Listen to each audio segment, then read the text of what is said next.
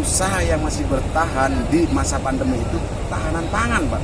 Ya, usaha di bidang pangan. Nah, usaha di bidang pangan. Nah, lele ini kan termasuk konsumsi, Pak ya. Konsumsi semua manusia, semua orang kan gitu. Ya, saya pilihlah di perikanan ini, Pak.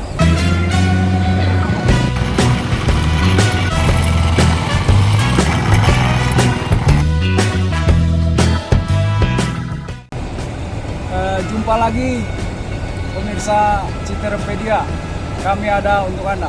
Saat ini saya sedang bersama Pak Roy Sadino. Ini namanya cukup hebat, Roy Sadino, mengingatkan kita kepada perintis usaha yang gigih dan usahanya selalu berhasil.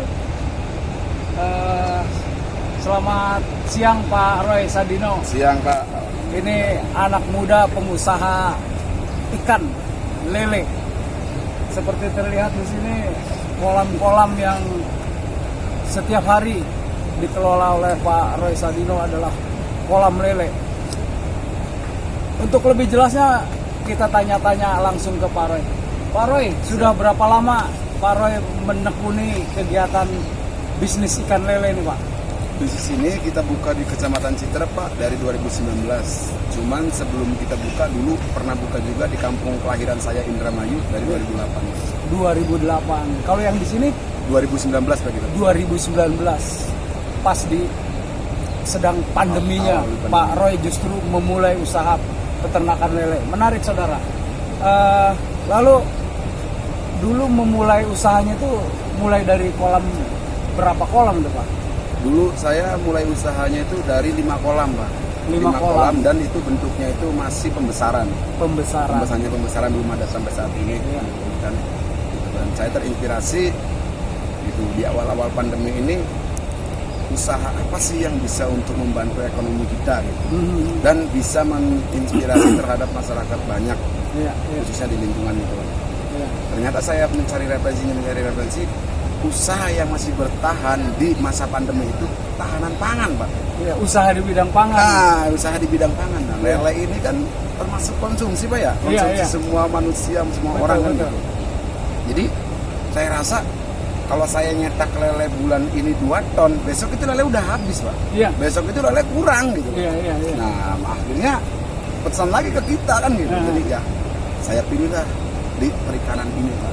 Perikanan lele. Kalau boleh tahu, Pak, sekarang produksinya setiap bulan itu berapa, Pak? Per 2 minggu itu 2 ton, Pak.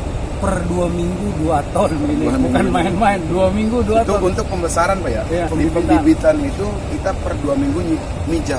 Iya. Hasil daripada pijahan kita per 2 minggu itu sekitar 100.000 ekor. 100.000 ekor per 2 minggu untuk pembibitannya. Itu apa, barang jualan sendiri tuh, Pak ya? Iya, jadi kan kita kebutuhan di sini kan, Pak, dalam siklus kita yang kita bicarakan tadi itu kan 50.000, Pak, siklus 50.000. 50.000 kebutuhan 50.000 itu per 2 bulannya, Pak. Per 2 bulan. 50.000 untuk pembesaran. Nah, sedangkan penyetakan pembibitan kita itu 100.000 per 2 minggu. Akhirnya kan kelebihan dong, Pak. Betul. Kelebihan itu kita jual. Nah, profitnya, uang yang kita jual bibit itu buat dipakan untuk ngebesarin ikan yang 50.000 tadi. Nah, berarti profit kita udah terlihat, Pak. Profit kita itu di penjualan pembibitan juga kita udah ada profit. Iya. Nah, dari penjualan pembibitan buat ngasih makan yang 50.000. Berarti kan mutlak 100% 50.000 itu profit kita. Iya. Jadi bagi siapa yang bicara lele itu tidak menguntungkan, silakan dah datang ke Dewi Sri Farm. Gitu. Ternyata bisnis beternak lele itu sangat menguntungkan. Itu menurut Pak Roy Sadino. Kalau boleh tahu, Pak, dalam 2 minggu menjual hasil pembesarannya, itu dapat berapa? Kalau ini apa namanya itu ya, Pak ya, siklus ya, ringkut semua ya, Pak ya. Ya kita per 2 ton, Pak. Nasihatnya 1,5 ton. Ya kali aja, Pak. 1 kilonya itu 19.000 sampai 20.000. 1 kilonya. Kalau 1 ton berarti kalau misalkan 9.000 itu berarti 19 juta. Kalau misalkan kita nyetak goal sampai 2 ton berarti kan 15 juta kali 2. Gitu. Itu baru di segmen pembesaran, belum kita lihat ke segmen pembibitannya. Berapa hasil setiap bulan? 19.000 harga per kilo produk pembesaran itu dikalikan jumlah panennya. Kalau panennya 2 ton kali 19, boleh dihitung sendiri seberapa banyak uangnya. Untuk inspirasi para kaula muda yang mau berbisnis, belajar berbisnis di bidang perikanan ikan lele, boleh datang berkunjung ke Pak Roy di Desa Hambalang. Desa Hambalang, Kampung Tapos. Lalu kalau bicara bisnis Pak ya, tentu ada yang mengenakan, ada yang tidak mengenakan. Kira-kira yang menjadi hambatan selama ini apa Pak? Hambatannya kita waktu pertama-tama itu ya mungkin di pasca pasar Pak.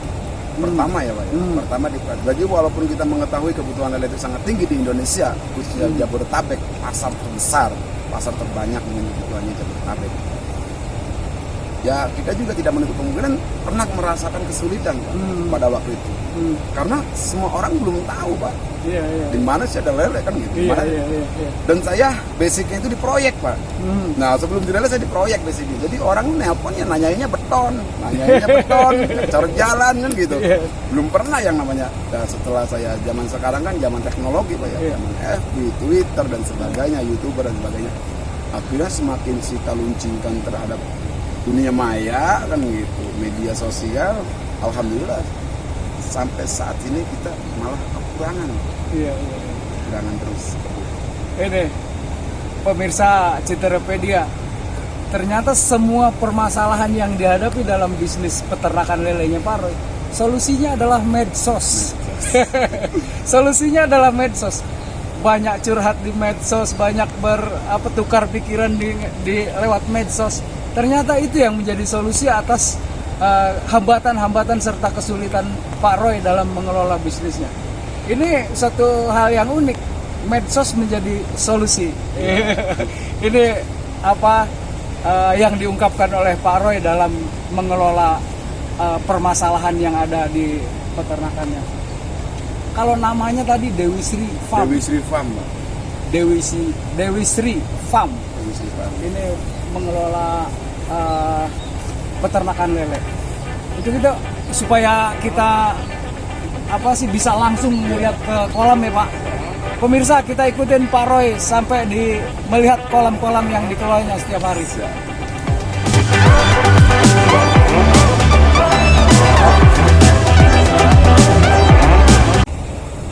Yang bicara lele itu tidak menguntungkan, silakan dah datang ke Dewi Sri Farm. Gitu. Ternyata bisnis beternak lele itu sangat menguntungkan.